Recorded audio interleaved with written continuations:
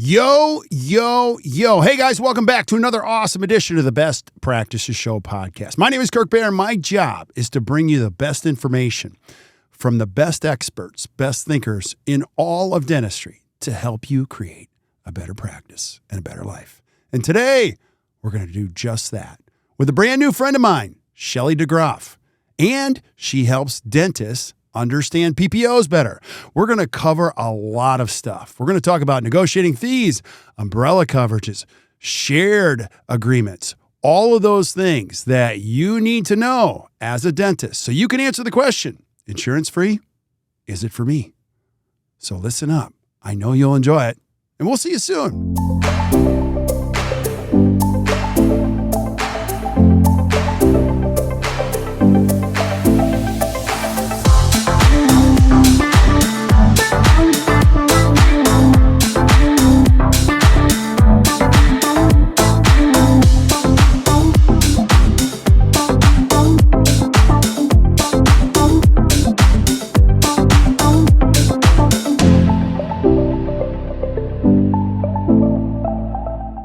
Hey guys, welcome back to the Best Practices Show podcast. You know the jam around here. Our job is to find some great thinkers, great leaders, great experts in dentistry to help you think better about your practice. And we're going to do exactly that with a new friend of mine on the show, Shelley DeGroff. And she's going to help us answer the question, insurance free, is it right for me? What a great topic.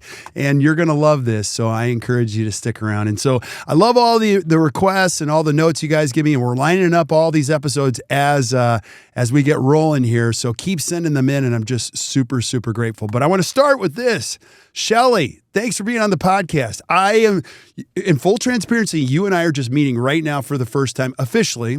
I've watched some of your stuff. I'm like, oh my gosh, we got to get her on the show. So I want the listeners to know, who's Shelley DeGroff? What do you do? Who are you? Awesome. Well, thank you for having me on the show. And I do PPO everything. PPO negotiations, PPO education, getting out of contracts, understanding contracts. So our company name, PPO Advisors, and it really encompasses everything. We want to educate so that we can be better and kind of help this industry along with insurance because it's a hard road to go down. It's a hard road and it's getting weirder and there's more turns. Wouldn't you agree? Like, you've been doing this a while. It's officially weird now, don't you think? It is. It's weird. And you would think some of the changes we've seen in the past years are like, it can't get any more complicated than this. Mm-hmm. Nope. They pull another rabbit out of the hat and it's more complicated. So I would say what we're seeing now is some of the weirdest things I've seen. And I've been doing this for 13 some years. Wow. Yeah. So, and I love this topic, you know, and I want to be clear, like, we're not bashing insurance, or maybe we will, who knows? I don't know. But let's talk about the why. So if I'm a young dentist listening to this, Shelley, why is this such an important topic? Because credentialing and insurance contracts are not what they used to be. So it used to be you could just sign up with an insurance company and you were going to get a great rate and you were going to get patients from that contract. And it doesn't work that way anymore. You're signing up for a contract or with a contract, and you're getting 50 other shared networks with that. And if you don't set yourself up into the right contracts, you're really backing yourself into a corner for successful PPO negotiations and contracting down the road. So we really need to understand what we're doing so the success of our practice can continue to grow. Okay, so I want to ask you about both of those, credentialing, that whole process, and then the contract itself. It's amazing how many dentists will go, do you have a contract? And they're like, what? I'm like, well, you signed something. They don't even know they signed it. And I've actually seen a few of them that have the plastic on them. You know what I mean? They haven't even opened them. So let's go to the credentialing. What do I need to know about credentialing now that's important? It's not fast. Nothing about credentialing is fast. So prepare yourself.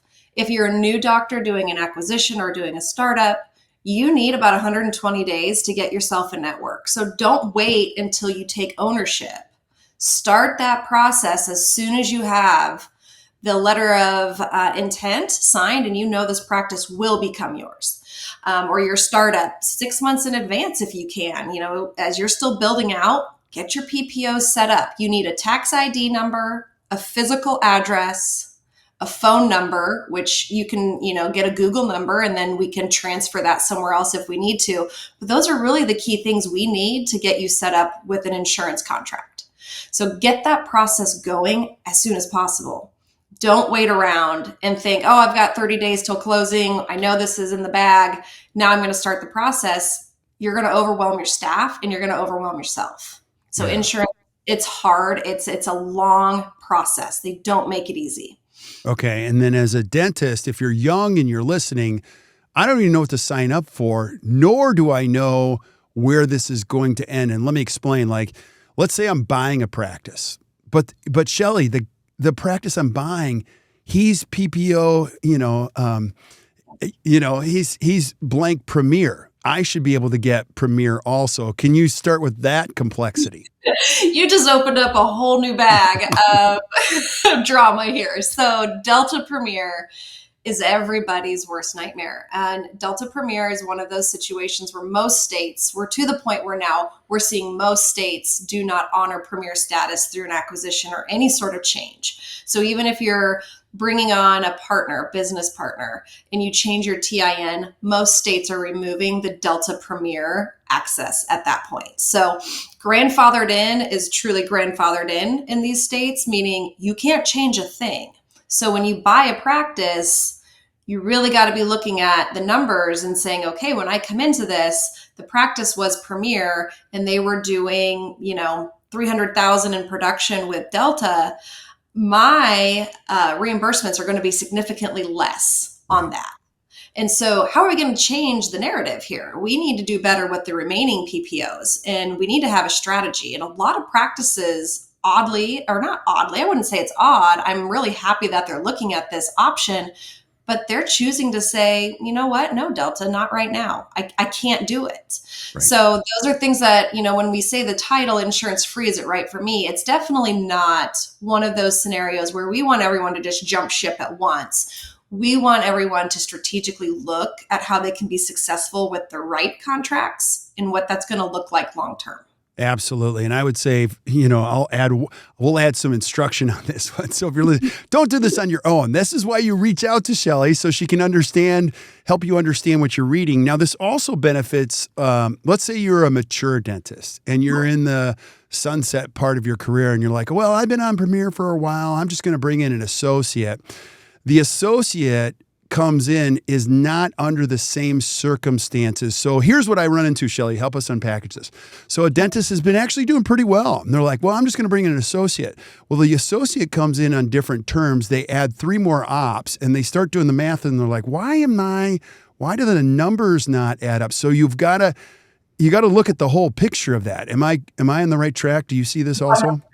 Absolutely. Yeah. And it's now more the norm. So back to, almost every state has removed that Delta Premier status. There's still a few in the Midwest and, some other regions that have that Premier status. But yeah, it's a significant decrease in reimbursement. And if the majority of your practice is Delta, which almost every practice we work with, the majority of production comes in from Delta. It's the top producer in almost every state. You're going to see a difference of anywhere from 15 to 25% in reimbursements on Delta Premier to Delta PPO. So those numbers need to be crunched. We definitely need to have a better game plan in place. And maybe we're going to have to pick up a different PPO in addition to Delta PPO. Maybe we're going to pick up Aetna now that we've never had. And if the rate is negotiated to, 80% of the UCR of the practice, well, then that helps offset that major deficit we took by becoming a Delta PPO for the associate coming on board. And then we can start to schedule out and not receive as many Delta patients. And we start filling our chair space with better PPOs. So strategically looking at, how we can make a better game plan long-term with the right PPO contracts in play. Okay, this could easily be a 3-hour podcast because you just put down 3 questions I got to ask you about. So number one, one of the things that's important to understand as a dentist is it isn't always about, getting rid of all this. You can actually add. Can you explain that? Because I've seen doctors do that.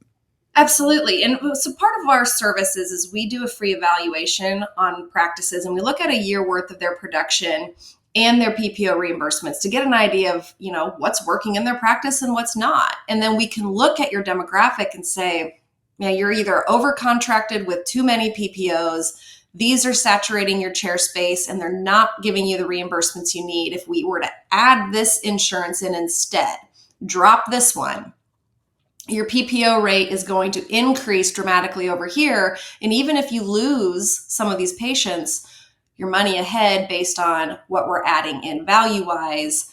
And a lot of these insurances that we drop, as we strategically look at them, look at those out-of-network benefits. You can still see the majority of these patients with 100% preventative. And then as we move on, and it's like, well, wait a minute, it's not that big of a decrease for basic and major. And now if we lose a quarter or a half of that patient base and patient benefit levels aren't changing, you're not losing money, you're gaining. You're working harder, or you're working smarter, not harder, which is what we want to really push. Yeah. And so another bomb that you dropped on us is the word negotiate. So years ago, you used to be able to write these letters and people would entertain the letters. So can you give us the current landscape of negotiate or not be able to negotiate? Everyone should negotiate, because you can still negotiate. It's just not as easy as it used to be. It used to be a letter. It used to be send in your UCRs and we'll take a look and we'll bump them up a little bit.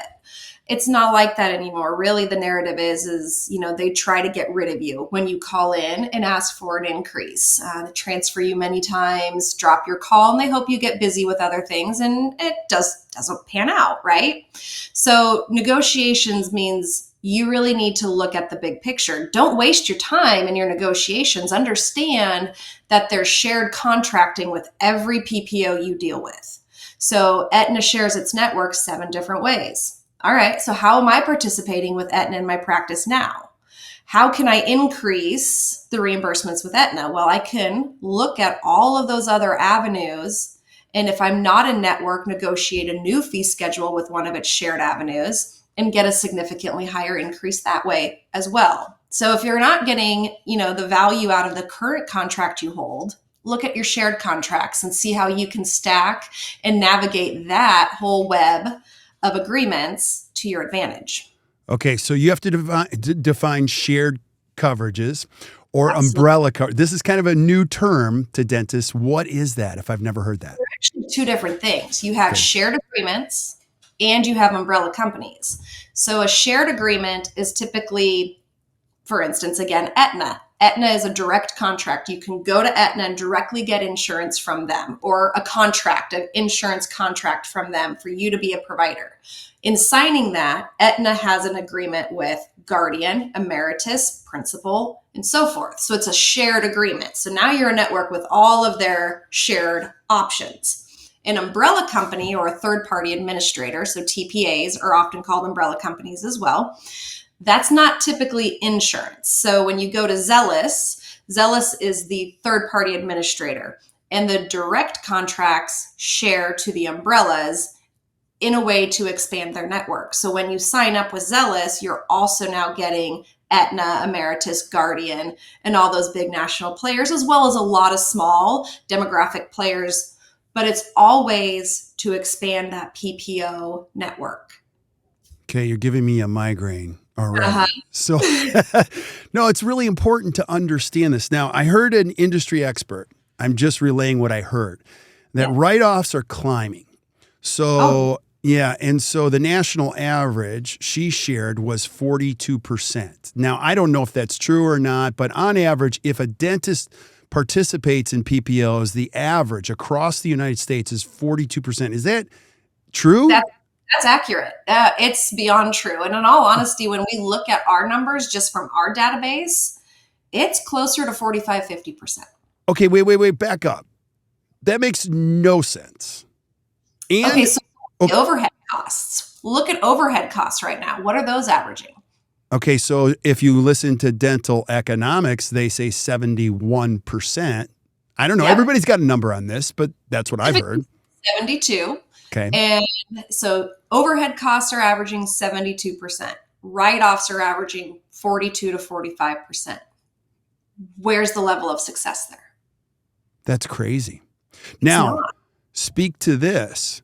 That number has not always been 42 to 45%. If I remember correctly, the last time we did this, I mean, this is way before COVID. You were seeing numbers consistently in 22, 23%, and then it just skyrocketed. Why?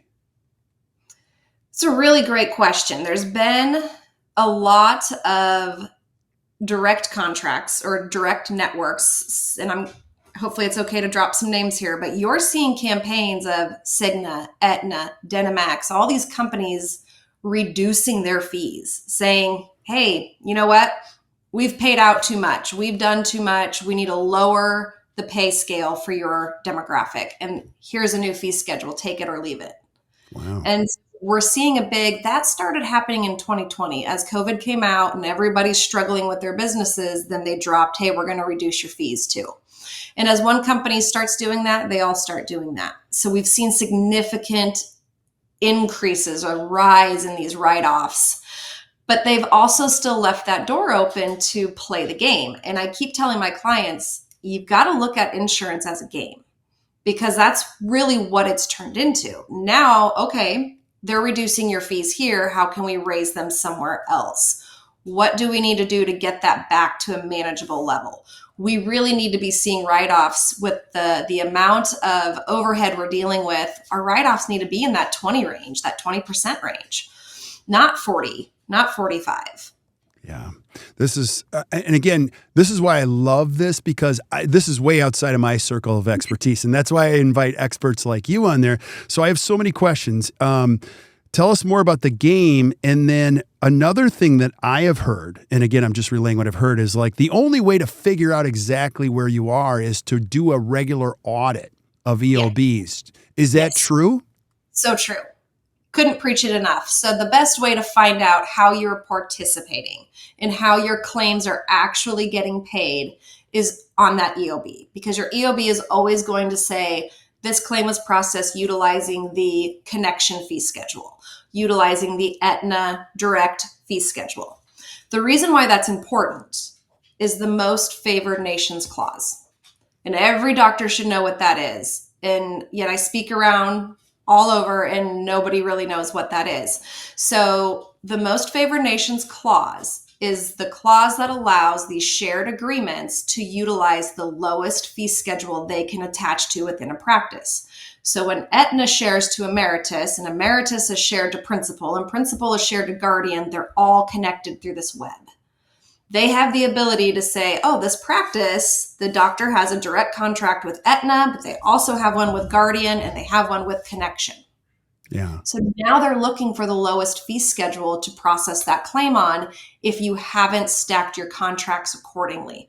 So I really like to push to my clients when you're researching and trying to find out, what's the next step for us to do better with our insurance, and you're trying to vet that right company, negotiations is a part of it. But understanding how to stack and navigate those contracts is just as important, because you can negotiate a great rate, but if it's not placed in the right order within your contracts, it will not be utilized. Okay. So as you can see, if you guys are listening, this is way too hard to navigate by yourself. You need help of experts. That's what this show is all about, just trying to find the experts. Now, I want you to go back to the game because it truly is a game now. You have to, and the game includes some math. So you don't have to tell us everything because that would be an hour long, but what are some of the elements of the game and the math that you like the most? So really it's coming down to looking at your fees, your UCR for your zip code, and then looking at all of the fee schedules available in your demographic. So fees are negotiated by zip code, right? So you can't share a fee schedule and call an insurance company and say, hey, my buddy opened up a practice and they're, in a different zip code, but I really want that fee schedule. You're going to get yourself in trouble. So we can't do that. So it comes down to looking at the fees, looking at your master fees. And I want to put some importance on master fees. All too often, master fees are too low for your demographic. And if we continue to keep our master fees too low, then the insurance companies have no reason to increase their reimbursements. So we have to be diligent about increasing master fees yearly. Far too often when we evaluate practices, they're in the 40th percentile and they should be in the 80th. Yeah, that's so true of what we find now. I haven't heard people use the word master fees. I know exactly. I love the term you've given it. So define master fees. This is because that's really important, what you just said. Your master fees are your UCR for the practice. It's the UCR of the practice. And then the insurance company gives you their UCR. And then the difference between the two, if you're a network, is your write-off. I am shocked by the number of people that don't know there's a difference. There's a difference. And we never want to see a practice submit full fee as the PPO fee, because you are just telling the insurance company, oh, we're paying you 100%. We'll lower your fees next year. Okay.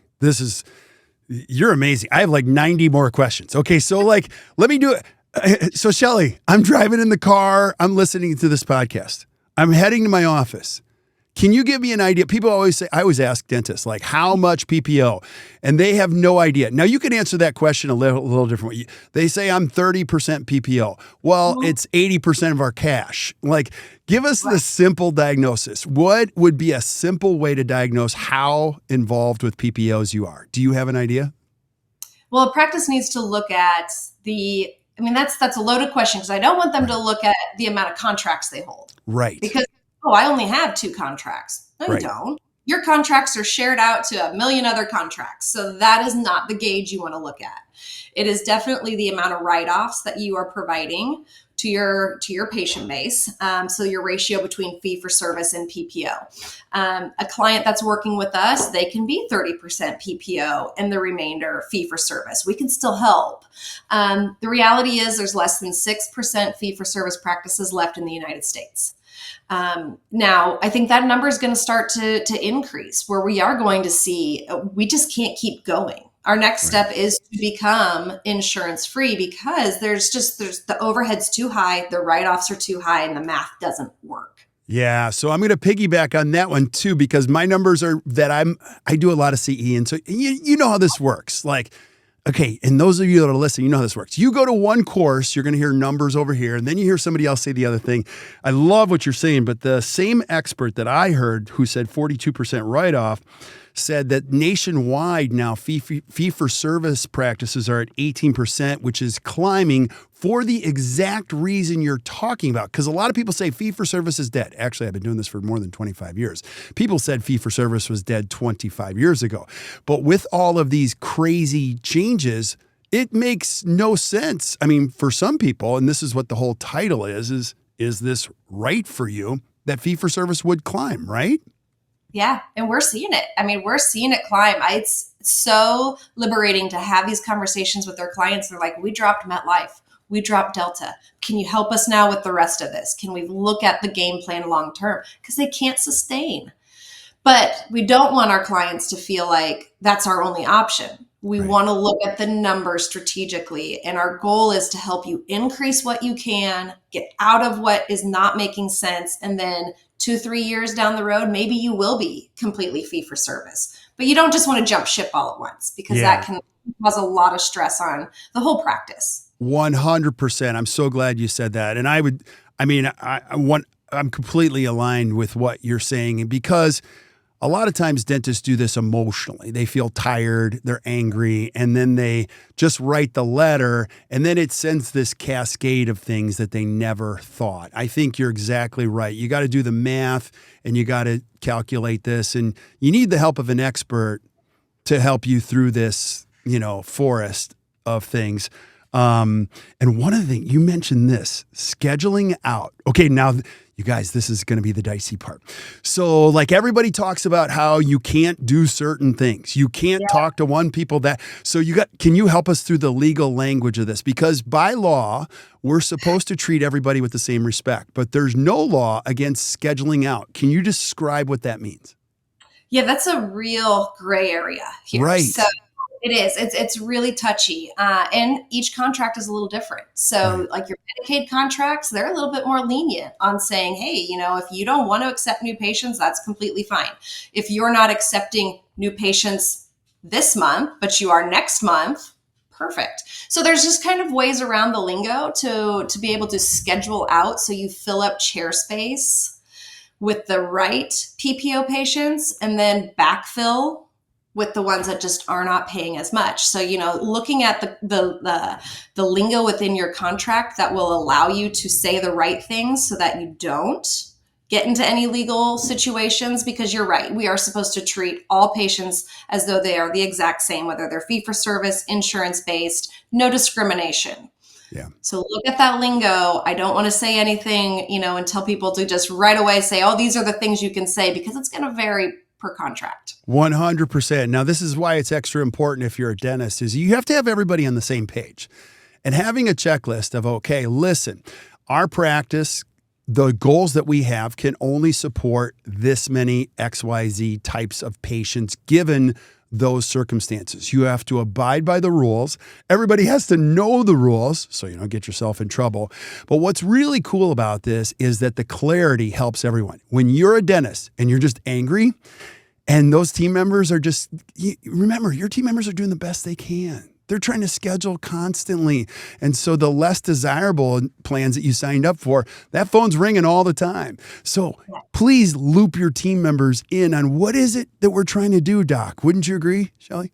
Absolutely. Communication is key here, and the understanding, because it's scary to go out of network with some of these insurances. And when you spring that on staff too, and they're like, wait a minute, we've had families that have been coming to us for 15 years and we've been accepting their insurance, and you're just going to tell them no more, they're going to leave, right? There's a way to do this. There's a way to talk them through to where they want to stay with your practice. And if you prepare your team and they understand your end goal, the results really do work. Okay, so I love having you on. So I'm going to give you all the questions I get at the bar after. So I'll go to a big meeting, and we're going to be in Chicago in a couple of weeks. You go to the bar afterwards, and everyone's like, well, it won't be long, and, dentistry is going to be like medicine. And I'm like, oh, whatever. So, what's the danger ahead? I mean, you hear these too. Like, what do you say when people say it's all going to be medical insurance? It's just going to be like medicine. I don't necessarily subscribe, but let me throw that question to you. What do you think? I don't subscribe either. Dentists are unique. They own their own businesses. They're not a part of a big network altogether. Now, the DSO model's growing, don't get me wrong, but we're starting to see some changes there too. So I don't feel like dental insurance is going to leave anytime soon, but I do think we are starting to see a change in the way insurance is going to work for a practice. And so the practices really need to come in tune to, all right, how can we play the game a little bit better than them? And I think we're going to see some of the biggest changes here in the next 2-3 years. I will say the end of 2022 and just so far in the beginning of 2023, some of the shared contract changes that are happening are pretty crazy. So I think there's big things that are starting to happen, and we'll just continue to educate as it comes about so that everyone's on the same page and we can make sure that people are making the best decisions for their practice. Yeah, you're saying some great stuff. So when you say play the game, answer this. So if I own my own business, I'm a solo practitioner. I'm playing a different game than the DSO is across the street. They get different rates. Is that true? It can be. So the whole group agreement scenario out there, it varies. Right. And you hear all the time that DSOs are able to negotiate better rates across the board. What's happening is they can leverage a fee schedule from a certain demographic and share that fee schedule across their entire group sometimes. But it's not that the individual provider can't do the same thing. It's just right. Demographically, they only have one region to work in, right? And what defines a large group, a large DSO, that changes too with each insurance company. So, it really, I don't want that to get into the minds of these solo practitioners, because they still have a lot of leverage that they can fight against those DSOs that are moving in. And the DSOs, a lot of them are not as organized as those individual practices. And so what looks good on contract, they're not stacked correctly and they're not getting the good rates either. Yeah. So again, it just comes down to being structured the best you can be for your situation. And a lot of our solo practices have fees just as good as the DSOs. Absolutely. So this is so good, Shelley. And so I'm a big fan of, the entrepreneur in dentistry, and I love this country, and I think this country needs more entrepreneurs. And so I tell my kids this too, like the only job security in the world will ever be owning your own thing. So like take that or leave it, but it's the grass is not always greener on the other side by selling your practice and working for somebody else. I mean, Shelley, I'm virtually unemployable. I don't think I could work for another human being. Like if I worked for you, you'd fire me in 24 hours. You'd be like, get out of here. It's with all entrepreneurs. Once they're in, and they can't go anywhere else. Yeah. Now, I do want to ask what you do, but before we do that, the title is Insurance Free, Is It Right for Me? So I'm sure you get these young dentists and they're like, nobody can do fee for service anymore. Like, help us through this. Like, can you do insurance free in the future from your perspective? And what would you say to somebody that asks you that question? Absolutely, you can. And I would be worried if you feel like you can't, honestly, because there are so many ways that you can leverage, grow your practice one way. There's in-office membership plans. There's all these other avenues that you can bring in outside revenue that's not tied to PPOs. Now, is it, when you acquire a practice, it's a little bit harder, right? Because you're acquiring a patient base that is used to those PPOs coming in. So that's where we really want to start to kind of thin out the ones that are unnecessary and get them to a manageable level of PPOs and contracts that are sustainable. But those startups where they're looking, if they can keep their overhead costs low and do things the right way, you absolutely can still be fee for service. And we're going to see a big change in that. I love it. I have so many other podcasts I want to do on all these details with you, but I'm going to pretend to be the 42-year-old listener. I got to practice. It's really good. We're kind of stuck, but I'm cooked, Shelley. Yeah. Like I'm just cooked. How can you help me? Walk me through the process. What are you going to do for me?